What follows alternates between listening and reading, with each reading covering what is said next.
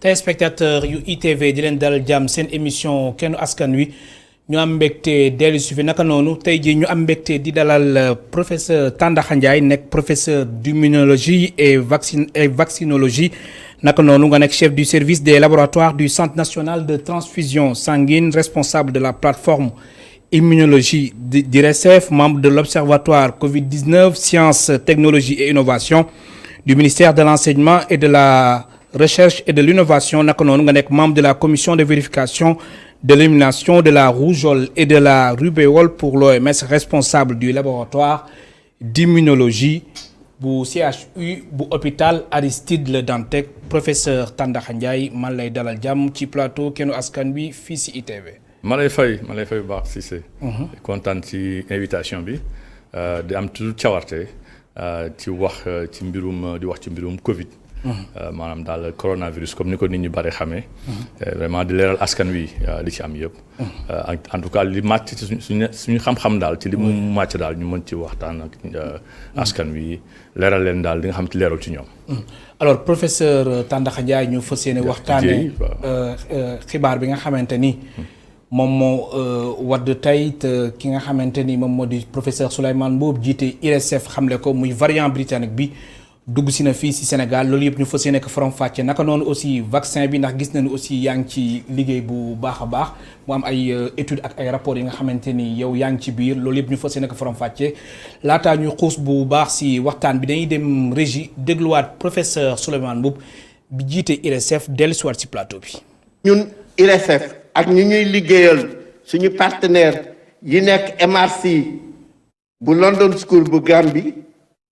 ñuy continuer di def surveillance pour seet ndax variant yooyu am na fi biñ ko jëkkee xool série biñ jëkk a def gisuñu ci woon variant yooyu moom lañ waxoon semaine yële passé mais démb ci série bi ñu def dañ fa gis variant britannique boobu ci échantillon yi nga xam ni mooy yi ci topp mooy deuxième série bi comme variant yooyu wàllaate bi dafa gaaw trop lépp luñ doon def ci ay mesures dañ ko war a yokk waruñu ci am benn caaxaan lépp recommandation yépp mu di masque yi mu di raxas loxo yi mu di gel hydroalcoolique bi mu ni wàññi mbooloo mi mu di garder distance yi luñ ci doon def rek dañ ko war a def lu ëpp te ñun dinañ continuer surveillance boobu te luñ ci gis dinañ ko. mu nekkoon professeur Souleymane Mboup jiite IRESSEF alors professeur Tandakha Ndiaye Dièye alors variant britannique mooy lan laataa ñuy xuus bu baax ci waxtaan bi. waaw loolu dama ci sawar di ci waxtaan di kontaan ci professeur Mboup aussi intervention ndax dañ koy di am sawarte di ko déglu toujours. ndax moom mooy suñu kilifa.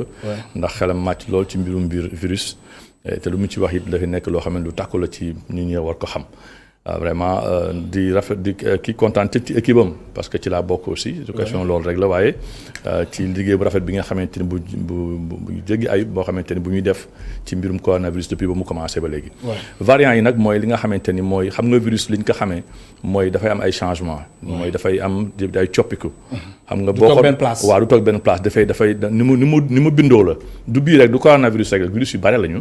dañuy am ay coppiku yu bare yu xamante ni dañ ko seet mais dafa am ñoo xam nag seen coppi dafa gaaw boo xoolee tey jii ndax maanaam virusu grippe coppi ko dafa gaaw at mu ne dafay changé waat ba nga xamante ni at mu ne dañu war a defaraat benn vaccin bu bees mais bii dafa nekk virus bu bees boo xamante ni xamaguñ ko muy ñëw gars yi ñuy laam-laamee est-ce que dana am ay coppiku yu am ak yooyu mais ñëpp ko doon xaar nañu nag lii nag ñëpp ko doon xaar. bettul kenn waaye fi mu soppi ko moom mooy fi nga xamante ni mooy li fi gën a soxal nit ñi. fi mu soppi ko mooy fi nga xamante ni mooy bopp bi nga xamante ni. fa la virus bi di duggee ci biir cellules yi nga xamante ni ci dañuy wàllee ci parce que bu dugg ci cellules yooyu ndax boo ko nooyee tey sa cellules épitales yi nekk sa muqueuse yi foofu lay jaaree te foofu nag boobu nga xamante ni fa lay duggee di la wàll kooku ba moo am mutation. te benn ñaareel bi mooy foofu mu war a duggee ci biir cellules yi foofu boo defaroon tey ay anticorps mooy ay soldaaru yaram. yuy xeex foofu boobu lay xeex taxaw fa. ba nga xam ne du mën dugg ci biir cellule bi. du la mën a wàll. moo tax ku defar vaccin bopp virus boobu loolu moom ngay jéem a xam naka la demee nga mën ci defar benn vaccin bu am takku. bu takku boo xamante ni bu ñu la ko ñàkk da nga mën defar ay soldats yaram bu ñu naan anticorps mën ko téye léegi nag bu ñuy defar vaccin dañuy basé wu maanaam dañuy sukkandiku ci bopp boobu. mooy waaw boo xam ne mooy wax protein spike boobu. foofu la ñuy sukkandiku defar vaccin nañ ko xam nañ baax naka la bindoo. ca boobu ñuy defar vaccin ba waaye ci bu comme virus dafay dox. bu demee ba ci kanam day soppiku. moo tax ñu naan lam naa est-ce que vaccin boobu ñu defar. dana mënaat xeexaat boobu nga xamante ni soppiku na. loolu nag mooy coow li yëpp nag waaw loolu mooy coow li yëpp nag. mooy loolu ñaar benn mooy ñaareel bi ñetteel bi mooy. bu am solo la nag ñetteel bi mooy bi nga xam ne mooy bi feeñ nag bu bunj bi dañoo seetlu bu fekkee ne dafa am coppiku noonu moom ci boppam dafay gaaw dugg ci sa biir yaram. xam nga bu njëkk xawoon na yéex tuuti. waaye bii boo ko xaymaa ci téeméer yu nekk maanaam daal ci téeméer yu nekk juróom-ñaar fukk yoon ful bu ñu ko fulee juróom-ñaar fukk. possibilité 70% lay am ci possibilité ci gaaw a wàllaate. xam nga loolu moom kooku kenn mënu ko comparer bu njëkk ba. xam nga moo tax boo gisee bi mu génnee bi mu feeñee ci Angleterre donc en Angleterre. donc ñoom même seen premier ministre dafa ñëw taxaw wax ni leen moytu leen ndax lii ñëw variant bi ñu gis ni daal tiital nañu. moo tax boobu ba tey adduna yëpp fagaru ku nekk di ko wut fu nekk. pour jéem a xool fan la nekk pour jéem a téye le maximum possible bañ du ko dëkk. ndax bu doon wàll benn ba la 70 fois lay wàll bi bu ñëwee. wala 50 à 70 fois. alors variant britannique bi dugg si réew mi. lan lay tekki dëggantaan. waaw loolu mooy li ma wax rek. mooy wàllaate bi dafa nar a gën a gaaw. waaye nag fi mu nekk nii comme ñi ngi koy doog a di xam nga loolu maa ci delluwaat. xam nga dañ koy séquencer mooy dañuy xool tolluwaayam ba xam changé na wala changé wul. dëkku tubaab yi nag ñoo ñu ëpp jumtuwaay pour di ko seet bis bu nekk. mais yàggul dara ñun suñu équipe ak professeur Mboup vraiment ak équipe bi de chef yëpp dañu commencé di ko seet bu ñu njëkkee def seetu bu njëkk bi. ci téeméeru échantillon yu njëkk a xool amu ci woon yàggul dara fi léegi ça fait ay 2 semaines yooyu. ñu publier ko wax ko bi yoon it ñu defaat même chose te njëkk gis benn variant boobu. mais nag dañ koy baamtuwaat di ko topp comme ni muy doxalee ci dëkk bi ñu jéem nag di ko toppee noonu pour vraiment di yee askan wi. pour wax leen fan la mbir mi toll. alors ñu gis variant yi am na variant britannique am na variant sud-africain am na. wàllum Brésil am na aussi bu ñuy wax californien mën nga dëggal loolu. waaw mais xam nga am nga ay variations yu bari mais yi ñuy gën di wax souvent. mooy ñett yooyu sud-africain bi. parce que yooyu la ñu gën a gis lu gën a bare. ñett yooyu waaw mais ñëpp ngi seet nag. ñu ngi seet parce que bu amul différence bu bare duñ ko mën a di ràññee daal ni lii variant boobu. duñ ko mën a jël en considération mais ñu ngi ci ñi gëstu ñëpp a ngi xool nag. li xam nga li nga xamante ni mooy. li ñëpp ndamoo sax xëy na ci mbirum coronavirus bu njëkk ba xam coronavirus dafay faat nit ñu bare. vraiment ñi di ñaan yàlla xare àjjana ñi fi faatu ci jàngoro bi di jàll njaboot yi mais boo seetloo bañ ko njëkkee nemmi ko ba léegi ba ñu xaymawee virus bi chinois yi dañ ko partagé dañoo séddoo maanaam dañ ko tasaare ci àdduna bi ba ñëpp xam lan moo ci nekk léegi ñëpp xam nañu lan la. loolu moo tax lii nag jumtuwaay yi ñu def ay jumtuwaay yu bare yoo xamante ni dañ leen permettre ñu mën di ko suivre léegi nag séquençage mooy mën a permettre ñu xam fan la changé. coppiku bi fan la mais comme ni ma wax rek li tax dana am yeneen coppiku ci yeneen parce que virus bi du protéine boobu rek du protéine spike boobu muy duggee ci biir yaram bi. am na yeneen ak yeneen kon am na yeneen coppiku yu ñu gis yoo xamante ni mooy yooyu amuñu doole boobu xamante ni. bii am parce que kii mooy protéine bi nga xamante ni mooy protéine spike ban bu britannique bi. non protéine spike. mooy benn donj bu ndaw la bu nekk ci virus bi boo xamante ni. foofu lay duggee sa yaram. te boobu nag moo gën a soxal ñëpp nag. parce que am na yeneen protéine yu nekk yoo xamante ni daañu am ay coppiku yu ndaw. yoo xamante ni soxalul nit ñi bu bari fu mu toll nii. mais bii moo gën a soxal ñëpp. alors soo doon def taxaw seetlu si virus yi ñu fi wax léegi lan ngay wax. waaw li ma entre bu sud-africain bi naka noonu brésilien ak britannique daal ci gàttal mooy fagaro bi moom ba léegi rek di takk masque yi di raxasu di def distanciation. loolu mooy li nga xamante ni mosu boo xamante ni que ñu am variant wala ñu am variant dañu wax nit ñi li ñu doon def yëpp nañ ko yokkal. waaw loolu mooy li nga xamante ni ndax bu génnee bu amee coppiku bu bees boroom xam-xam yëpp dañ koy saytu pour xool est-ce que coppiku boobu dafa tax mu gën a gaaw wàlle. wala coppiku boobu dafa tax du waaj mu def comme beneen bi ñu ngi ciy jàng te xam nga jàngat boobu comme yu bare résultats yu bare day xaw di yéex di génn yenn saa yi. balay boobu nit ñu fagaru moom moo gën. loolu laaj mooy jàngat bi nga xamante ni àdduna bi yëpp moom lañ ci amagum. nga xamante ni ñun ñëpp daal d'accord nañ ni wax dëgg yàlla nañu continuer di gën a fagaru ndax kii xamuñ fu mu jógee mais nag yow xam nga ba léegi Sénégal kenn xamagul dayoo bi. waaw ni mu xam nga Afrique du Sud xam nga sore nañ tuuti. mais ñëpp xamoon nañ ni Europe daf ñu jege. waaw 6 heures de vol la 5 heures 30 de vol la. nit ñaa ngi dem di ñëw ñun fa la ñu gën a jege seen Afrique foo dem. Europe la ñuy ëpp fi li ñuy voyager. donc moo tax ñëpp di fagaru ci côté boobu di seet di ko traquer ñu am di seet fan ba dayoo bi. alors kon lii aussi day tekki ni que ni feebar bi fan yi su jéggiwee dayoo bu mu bett kenn. waaw loolu xel mën na ko nangu. waaye nag du ñu basé wu ci loolu rek. du ñu basé ci loolu rek xam nga deuxième vague dafa ñëw xam nga nag xëy na ñi ngi ko doon xaarandi mais xamuñ woon ni dana gaawe noonu dana wàllate bi dana xaw a gaawe noonu. xam nga loolu yëpp aussi ay jàngat la. xam nga virus daal bari ay jàngat yoo xamante ni fi mu nekk nii moo dëkk bi nekk comme ñëpp kenn xamagul fan lay fële nan lay doxalee. moo tax sax nit ñi di changer ay stratégie nga gis ci dëkk tubaab bi ñu xëy suba daal ni dañuy def confinement. xëy suba daal dem nañ couvre-feu xëy daal ni telle heure ba telle heure xëy wàccaat ko xam nga coow li bare. parce que dañ koy jéem di suivre chaque jour di xool ni muy évoluer ñu kon bu defee nii ñu defee nii bu defee ñu defee nii noonu la comme ni nga wax rek mbas mi rek. su defee nii fu mu teg tànkam ma nga waaw ñu jéem loolu noonu lañ koy doxalee fu mu nekk nii moo tax kenn amul benn borom xam-xam boo xamante ni mën na la wax de manière catégorique mun la nii ak nii la. ni ñu jëm a wax rek moom mooy ñun kat nii lañu bi ñu daan yeneen virus bu ñu mësaan am. nii ko daan jàngate.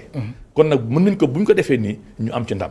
mais bii dafa nekk loo xamante ni wàllante bi dafa xaw a gaaw. dafa gaaw mësuñu am bu mel nii. loolu moo tax nag lépp dafa bees. waaw moo tax nag fi mu nekk nii comme ni wax rek loo doon fagaru rek nga gën a ko yeesalaat. gën ko yokkaat. loolu mooy li nga xamante ni mooy le maître mot adduna bi yëpp dañ cee d'accord. en attendant nag mais nag. en attendant que nag ñu am nag ay jumtuwaay yu baax yoo xamante ni. mooy mbirum vaccin. loolu xam naa dañ ci jëm si léegi. daañu si ñëw léegi waaw daañu ci wax léegi mais daañu ci waxaat xusaat ci. alors OMS ni li nga xamante ni moom moo di variant britannique bi laal na lu mu néew juróom-ñaari fukki dëkk. loolu lu doy waar la. waaw loolu te mbir mi dana mën na gën a takkarnaase. mooy firnde rek. gaawaay bi. loolu rek moo koy firnde. gaawaay bi waaw gis nga li mu dëkk yëpp mi ngi law dem dafa gaaw. waaw moo leen woon rek ni nit ñi dañ cee war a fagaru gënaat ci taxaw kon xam nga léegi def nañu at presque 8 mois. loolu demee noonu ba mu fi ñëwee ba léegi 2 mars la fi dugg waaw mars la fi ñëwoon léegi xam nga léegi mu nekk 12 mois. xam nga boobaa léegi ñu ngi daw bëgg a dee mais gis nga leen nag moom it changé waat na. mi ngi commencé waat ay yeneen façon waaw mais ba léegi nag ñun yàggagu xëy na bu ñu defaatee ay séquençage yu bare ci fan yi di ñëw daañ ci xam lan mooy dayoo mutation yooyu wala ñun yegg nañ ci niveau boobu wala yegg nañ ci niveau boobu. est-ce que am nañu brésilien est-ce que amuñu. sud-africain est-ce que amuñu leneen. alors variant bi dugg si fii si Sénégal yéen IRSF léegi seen taxawaay lañ la war a doon. waaw ñun li ñuy def rek mooy continuer di ko traquer rek di wax nit ñi fu mu toll. waaw loolu mooy parce que institut bi moom njëriñam mooy loolu rek. mooy gën a jàppale askan bi. gën leen taxawu ci mbir yu bare. parce que loolu moo mbir yu demee nii parce que comme du bii rek Ebola amoon na fii am na yeneen ak yeneen yu fi am. yoo xamante ni dina ñëw te ñëwaguñu mais loolu rek mooy jéem a jiitu. wax nit ñi toujours jéem a seet parce que am na ñoo xamante ni nit ku ko jàngul ku ko deful mënu ko xam bu amul jumtuwaay pour mën a xam. fu mu toll. mais donc li ñu mën rek mooy di informer comme ça parce que information boobu ñuy joxe noonu moo tax may tax toujours autorités yi di mën di gën a réajuster di gën defaraat ak nit ñi itam di gën a fagarul. mais loolu mooy rôle. alors professeur Souleymane Mboup tey jii ba muy def boobule déclaration. mu ni caaxaan jeex na lépp lu ñu waroon jël ci ay mesures mbir bi dañ ko war a gën a dàbbali loolu tamit dafay tekki que ni mbir mi dafa war a am ay coppite maanaam autorités yi dañu war a jël yeneen dogal. waaw toujours noonu la xam nga ba mu commencé ba léegi gis nga ba mu commencé ba léegi autorité mais ak dogal yu jot a am gis nañ ak couvre-feu Dakar Thiès mais ak situation bu bees bi am loolu mën nañu wax ni autorités yi dafa jot ñu jël yeneen dogal yu bees waaw loolu sax mën naa jël benn affaire mooy boo léegi boo xoolee nii léegi ba ñu waxee Dakar Thiès moo gën a am ay contaminé maanaam ñu jàpp feebar bi mais boo xoolee ci fan yu néew yi fan yu mujj yi am na yenn dëkk yu gën a commencé nag di gën di barele aussi waaw loolu xam nga loolu aussi dafa demande aussi à chaque fois ñoom it ñu def ñu réajuster noonu lay demee rek noonu lay demee moom lu bees lu gën am rek dañ ñi nga xamante ni ñoom la ñu jox kuréel googu ñoo war a joxe stratégie ñoom dañ ciy saytu saa donc moom bu joxee professeur bu joxee communiqué wax ni et puis daf si insister aussi waaw insister mais loolu moom mooy dégg da ci am dañ dégg nañ ko kon l'heure est très grave waaw dégg naa ni yaakaar naa daal ni dégg nañ ko que je pense que sax ñu bare sax déjà commencé nañ déjà sax di ci am ay ñaaw njort di jàpp wax ak yooyu mais comme ni wax rek comme yeggaguñ ci parce que foog nga baamtuwaat ko xam nga wax boo ko gënwaat il faut que nga saytuwaat ko ba ci fan yi di ñëw pour gën ko dëggalaat xam nga mais le problème aussi professeur mooy comme feeñ na fi waaw laataa mbir mi di gën a jéggi dayoo est-ce que tamit mesures yi waaw loolu warul nekk lu jàmp loolu moom nit mën na ko nangu mais je pense que autorités yi aussi dégg nañ ko et quand même danañ ci def li ci war waaw loolu moom amu ci benn problème ndax chaque fois que virus bi bougé chaque fois mu am ay coppiku yu bees dañoo changé aussi ba ñu commencé ba léegi loolu moo fi nekk kon nag ñu am ci yaakaar aussi que dem dans ce sens là comme bu ñu demoon ba xëy suba it tendance bi daal di inversé wu ñu commencé am très peu de cas très peu nangam mais situation bi dama wax rek waaw loolu xam nga loolu xal mën na nangu loolu c'est-à-dire que noonu lay demee c'est-à-dire que pour dëkk yëpp la nag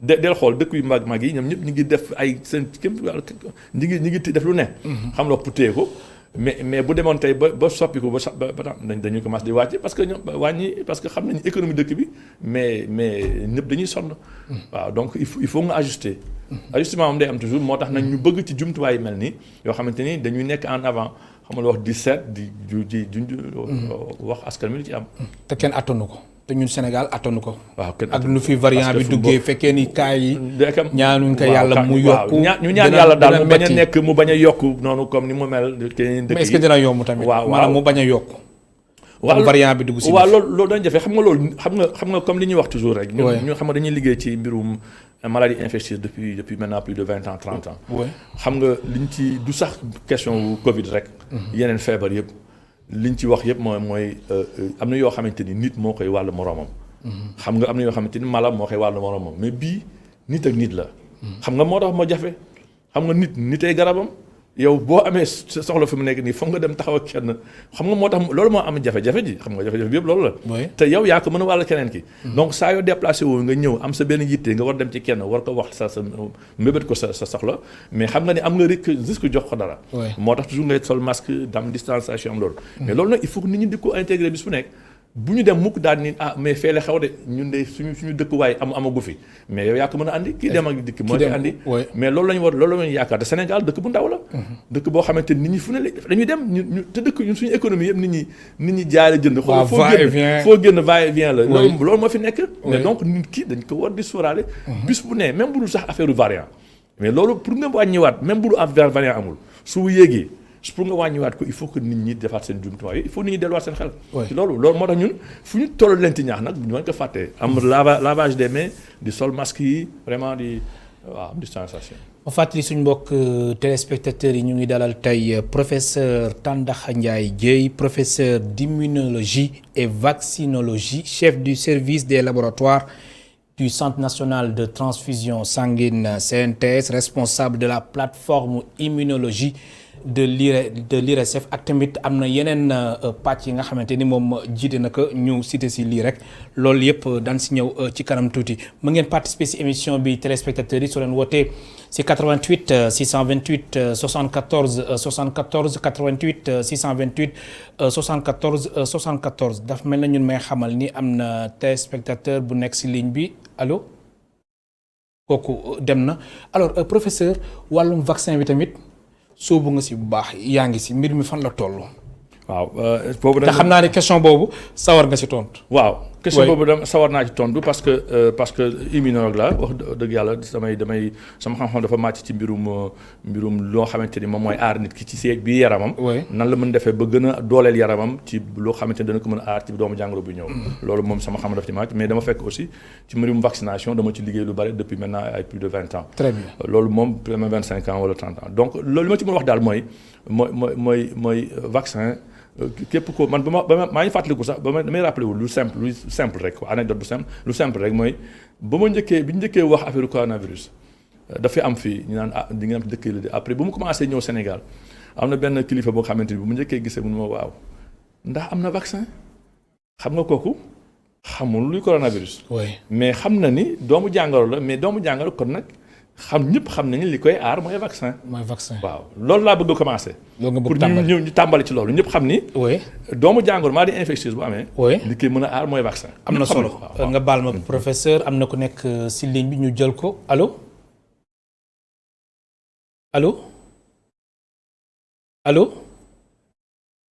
dafa mel ni dem na du ñàkk ñu ñëwaat si ma bàyyi la nga. àggali explication waaw léegi li ma ci bëgg expliquer mooy loolu quoi bi ma waxee loolu ma ne ko bii de lu bees la. ñun ñuy liggéey ci mbir mi sax xamuñ dara mais loolu am solo la ñu wax ci départ bi pour ñi xam ni ñëpp a ko doon xaar waaw mais luy ñëpp di xaar nag aussi bu ñëwee aussi il faut ñu waxtaan ci parce que vaccin dafa xaw spécial. li tax mu xaw spécial mooy yow xam nga fekkee ne yow da nga am doomu jàngoro da nga feebar léegi nii. maanaam nga am douleur mooy sa yaram di metti li nga njëkk a xool mooy lan moo ko calmer tey jii mënoo nelaw mënoo taxaw li nga njëkk a wut mooy garab ko ba docteur bi ne leen boo jëlee lii mu calmer wu doo hésiter da nga koy jël nga jël ko mu calmer wu parce que xam nga am nga lu lay metti. waaye mais vaccin amul la metti xam nga il faut nit ki nga convaincre ko ni ko yow li da nga koy jël mu ne mais lu tax ma koy jël. dara jotuma léegi nag il faut nga convaincre que su ko defee mu mën adhérer ci li nga bëgg def loolu moo tax mu am coow moo tax mu war a am waxtaan moo tax nit ñi ku nekk yow ni nga ko xalaatee noonu nga war a poser question moo tax am benn question boo xamante ni man dama ci sawar nag ci nit di poser question bu mu mën a poser ci mbir mi ñu mën ko tontu ci loolu amul question boo xamante ni du ko parce que yow mën na am yow médecin nga am nga question médicale ba may posé. mën nga am pratiquement kii moom épidémiologiste la mën na am benn question mu lay posé am na koo xamante ne aussi moom jaaykat la. danaan est-ce que mën naa ko di am. waaw ma jël ki nekk si ligne bi allo suñ ko mënee dégg bu baax am na suñu téléspectateur bu nekk si ligne bi allo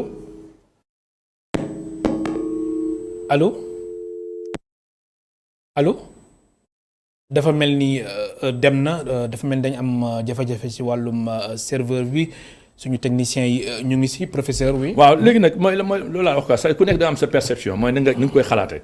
ku nekk di nga ko xalaatee war nañu déglu nag dañu war a déglu nga expliquer nga wax yow lan nga xalaatee. waaw ñu wax la nag li ci nekk. moo tax ñun ñi nga xamante ni ñu def ci màcc am ci ndombal tànk ci àdduna bi.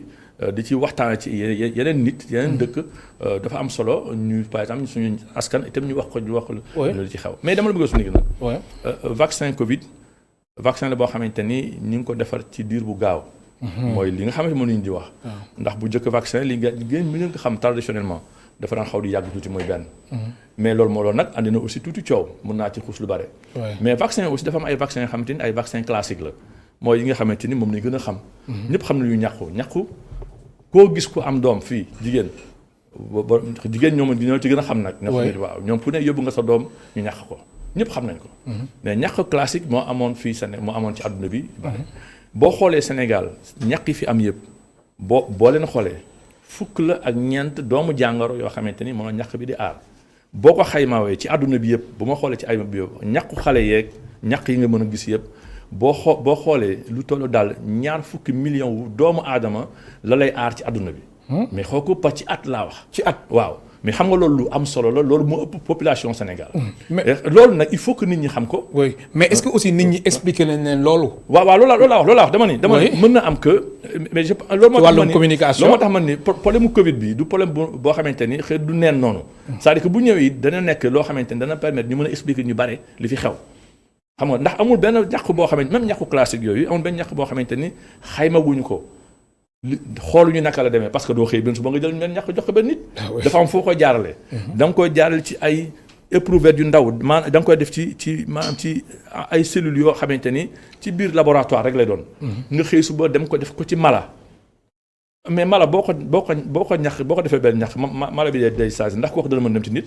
du mën dem ci nit xam nga donc yooyu dañ koy def ba testé ko ba nga xamante ne moom la ñuy wax les phases précliniques. oui bu ñu demee ba foofu ñu doog a nag maintenant nag doog a def phase clinique mooy ci nit. mais nit bu ñu koy def sax mais fukki nit ñaar fukk nombre bu tuuti. duñ ko ñàkk xaleel duñ ko ñàkk jigéen wérul même jigéen sax dañ ko ñàkk yi nga xamante ni ils sont bien importants nga xamante ni amuñu benn problème. nañ ko yaakaar nga xamante ni bu ñu ko defee dañuy xool est-ce que am na sécurité ci nit ba pare.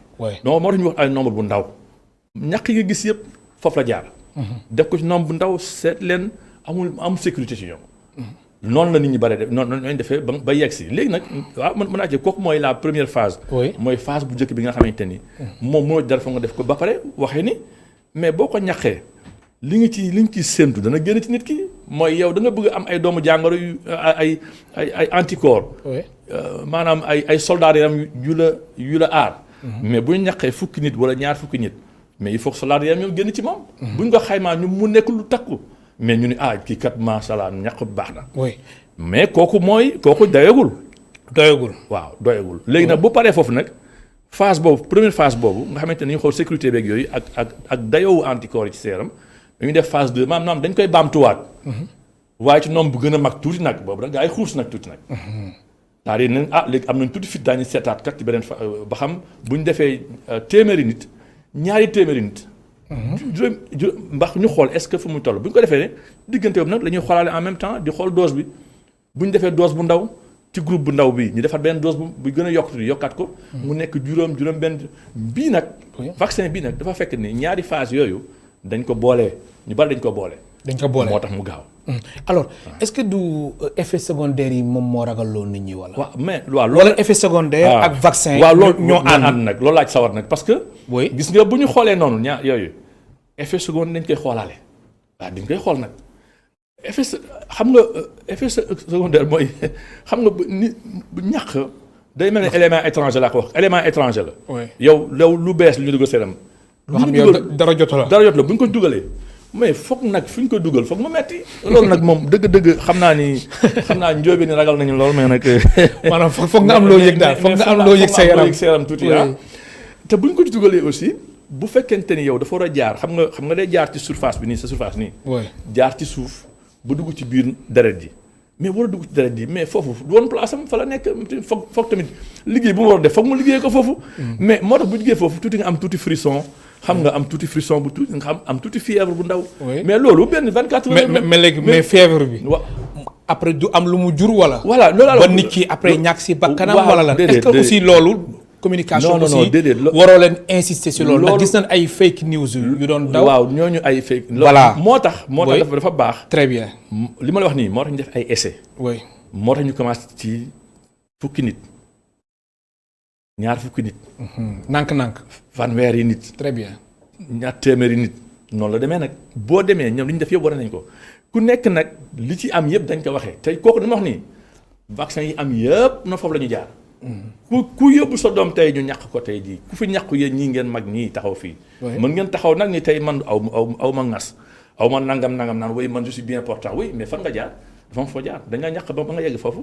mais loolu la foofu la jaar mais yooyu ñàkk yooyu la jox noonu muy xëy suba jox la ko dañ ko jaarale ci ay yoon. ñàkk ñaar téeméer ba dem ba am ci firnde yu wóor. yow médicament bi ngay naan léegi demal nga jënd pharmacie médicament nga xool nga ibbi nga ne wax naan effet secondaire yaa ngi nii de. mën nga am biir bu metti mën nga am nga di ko xalaat bu ñëwee dañ ci bàyyi xel aussi mais nga xam noo koy gérer noonu la demee nag bii dañ naan la lii dina ci feeñ ak lii ak lii mais xam nga lan la ñu bañ. effet secondaire grave. dafa am yoo xamante ni mooy yoo xamante ni dafa jéggi dayoo. yooyu la kenn bëggul. muy lan mooy effet secondaire yoo xamante ni day andi ay yenn yi ay convulsion ay dama joxe benn exemple rek wala mu jox yenn allergie yu métti yooyu wala mu def ay choc anaphylactique yu métti yooyu xam nga yooyu mooy nga xamante ni dafa rare. ci affaire bi mais xam nga toujours comme ni may wax du bii rek de. même xam nga ñaari phase a waxagum da mais xam nga boo dee ba ci kaw foog nga am phase efficacité mooy su ma jëloon tey jii waa ITV muy téeméeri nit wala groupe E-Media Invest. wala ma jël groupe Media Invest. E-Media. E-Media ñoom ñëpp ma ñàkk leen. ñoom ñëpp ma ñàkk leen. ma daal di génn fii ci biir point E bi. dem ci école bi nekk fii école université bi nekk fii à côté. ban université la encore sax. am na Cheikh Anta Diop mooy fii Diop wala école formation privée nekk fii. ma jël école formation privée ñoom ñëpp kañ ñàkkuma kenn foofu. ma jox leen rek benn solution saline. wala ma ñàkk leen BCG wala leneen loo xamante ni du wax a ñàkk mais su fekkente ne yéen ñii waa E-Media Invest yéen ñii dama leen ñàkk mais normalement yéen waruma am benn doomu jàngoro boobu waru feeñ ci yéen waru leen am Covid de normalement. mais bu fekkente ni dama leen ñàkk yéen ñii benn nit moo ci am tuuti ay frisson yu génn wala demee noonu am tuuti jafe-jafe tuuti ma ñàkk fële ñàkkuma kenn fee mu am 100 personnes yu ko am. lan lay wax dama naan li ma ñàkk kat fii kat am na solo. oui nañ ko def fee tamit. waaw non bu ma calculer bu ma ko xaymaa bu ma xaymaa pare ci laay xam ni pourcentage bi ñaata la ma xam ni mais sama efficace la de 90%. bu mu fekkente ni même nombre laa joxe fii ak fii ak fii mën naa ko def calcul ba xam ne ñaata la efficace. moo tax gars yi ñu ko defee ñun la mais sama vaccin bi ma ko defee nii. ci diir bii efficace na. moo tax ku nekk bi mu nga defee pare dafa ne man ak efficace naa 90%.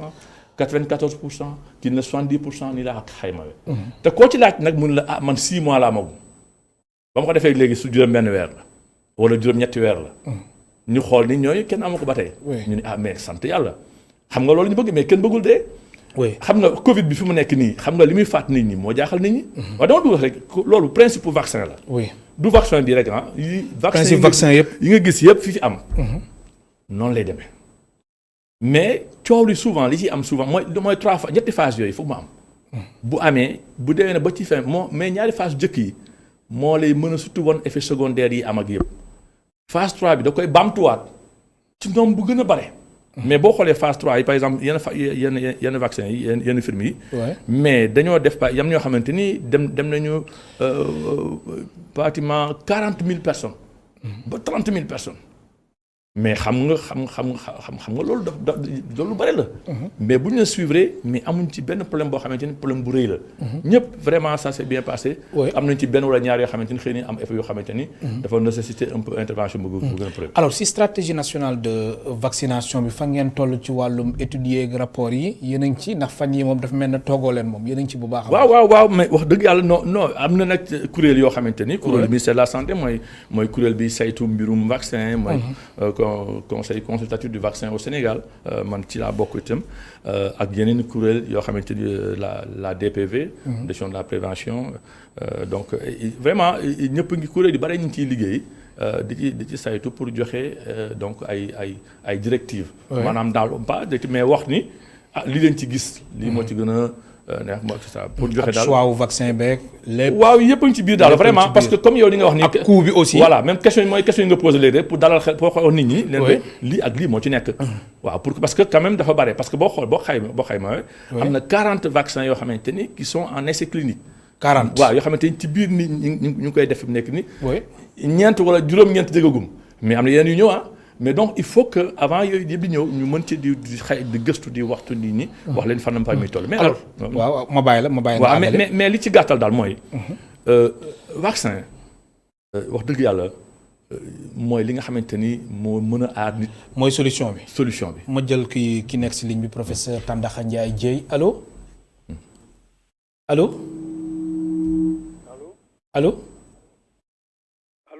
waaw kilifa gi suñ la mënee dégg bu baax bismillah fa nga ñu woowee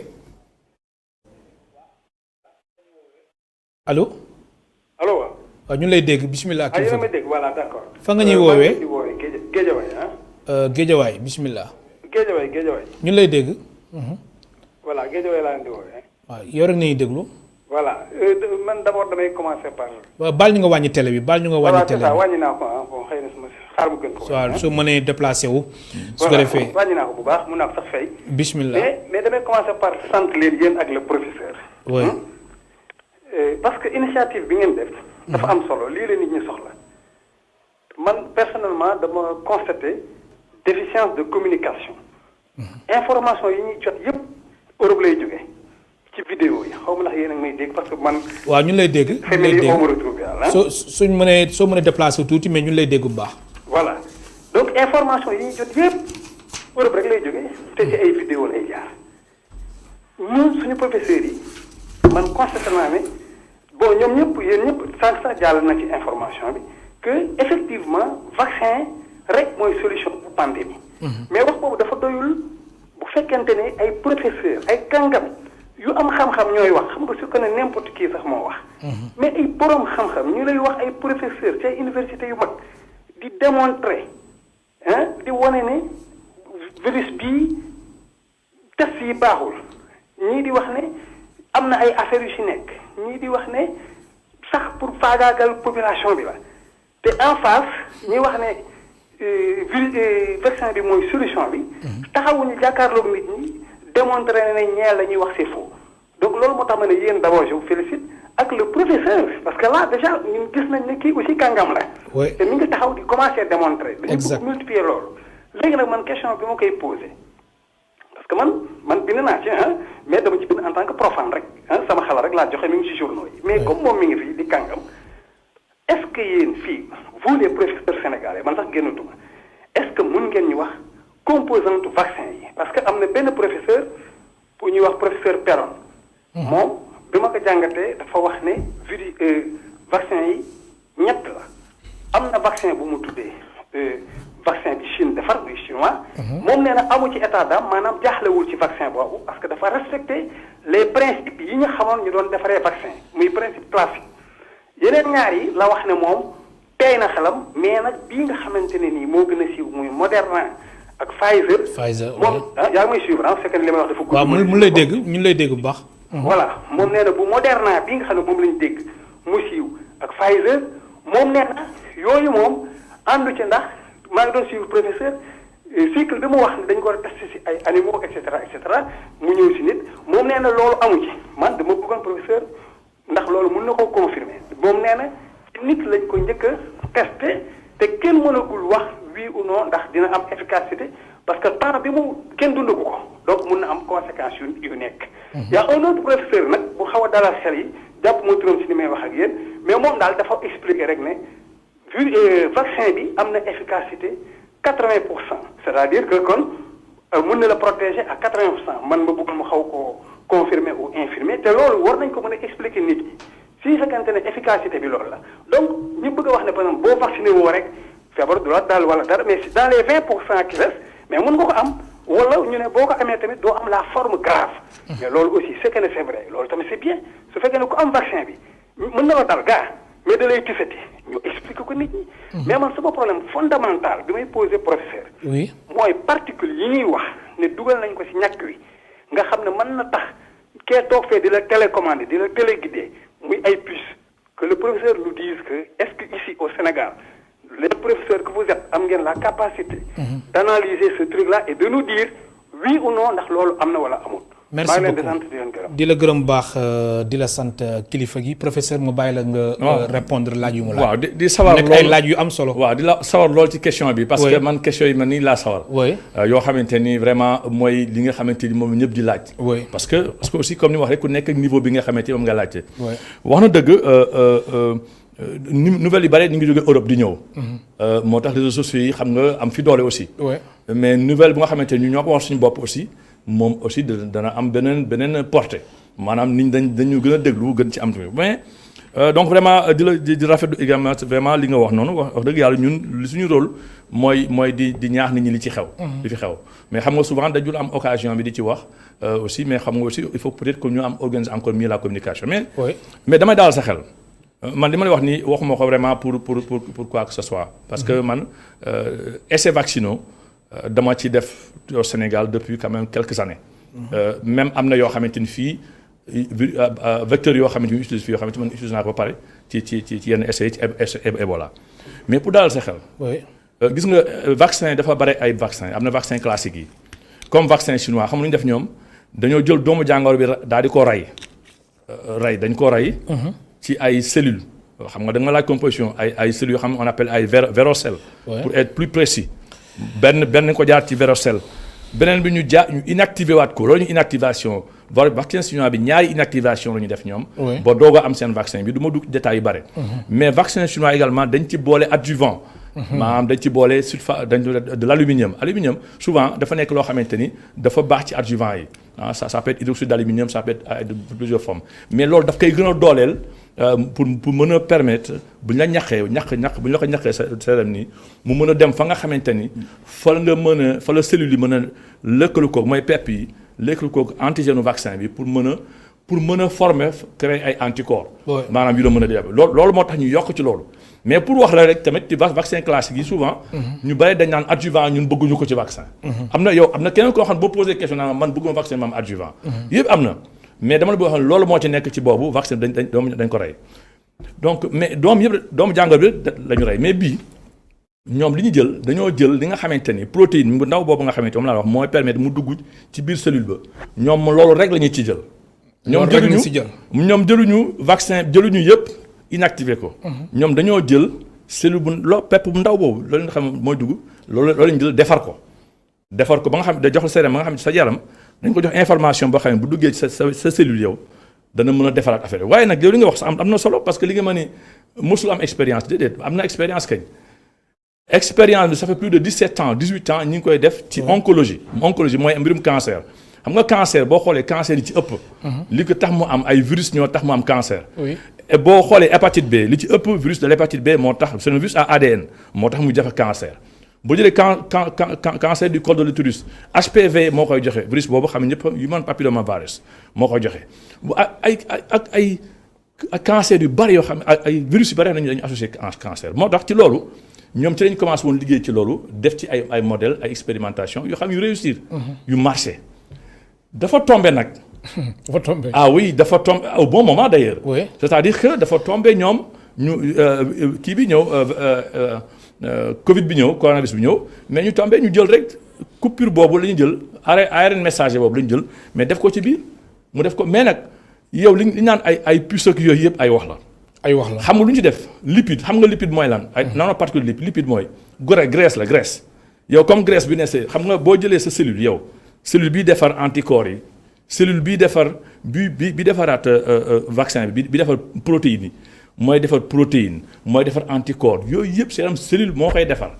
ñoom dañ ko jox information cellule bi ni ko defaral ñun protéine bu ndaw boobu laa wax de du virus de. joxu la virus de joxu la benn virus du joxe benn jàngoro. encore une fois affaire bu gën a tuuti la ñu jël ci virus jox la ko te virus bu boo xamante ni am na ARN ci biir am na yëpp ci biir. mais loolu lañ jël def ko ci particule lipide bi. xam nga lipide buñ ko ci defee bu ñëwee lekkaloog sa ay cellules li wër sa cellule bi ay lipide la bu ci tegee rek day dugg ci biir. bu duggee rek daal la defaraatal. donc ay protéines donc yow protéine bi rek ngay xool. noonu lañ ko defee moo tax boo xoolee léegi nag li mu posé question am solo la moo tax moo ëpp gum efficacité aussi. parce que lipide bi nga moom ci boppam adjuvant la lipide rek la. moom adjuvant la maanaam day yokkaat day gën a dooleel réponse immunitaire bi moo gën dooleel réponse immunitaire mais pour say xel dal rek. amul benn virus boo xamante ne dañ ko dugal sa yaram. ci vaccin yooyu nga wax noonu mooy vaccin yu bees yi. yu bees yi mooy vaccin Moderna moo tax ba léegi actuellement ci àdduna bi kenn mënu ko jënd sax fi mu nekk nii. parce que ñaari état ñoo àkki moo yëpp. muy États-Unis ak kii parce que pour jot sax dafa jafe fi mu nekk nii. mais seen taxawaay ñoom noo ko gisee grande puissance yi ñu taxawee ci wàllum vaccin wala c'est normal parce que dañoo miser gagner. xam nga nag man li ma ci mën a wax mooy leen mooy c'est une victoire de la science. parce que science mooy dox. loo gis ci science dafay dox day dem. am na nag ñoo xamante ni dañu foog ni ADN dañu foog ni dañu jël dañu def thérapie génique mooy dañu jël suñu gène ñun jéem ko manipuler dugal ci benn affaire non defuñu suñu gène manipuler wuñ ci dara. loolu amu ci. loolu ñu koy wax ñëpp dañuy wax lu leen neex. oui léegi ku vaccin bi nag comme ni ko directeur de la prévention Modou Ndiaye waxee woon ni fekkee dañuy vacciner ñëpp lu mu néew 1500. waaw daf may permettre sax ma continuer encore xuusaat encore toujours ci question bi parce que day kon ne même chose la. parce que loolu moo tax. am na dëkk yoo xam ne xëy na sax li ñu koy jënde dafay néew.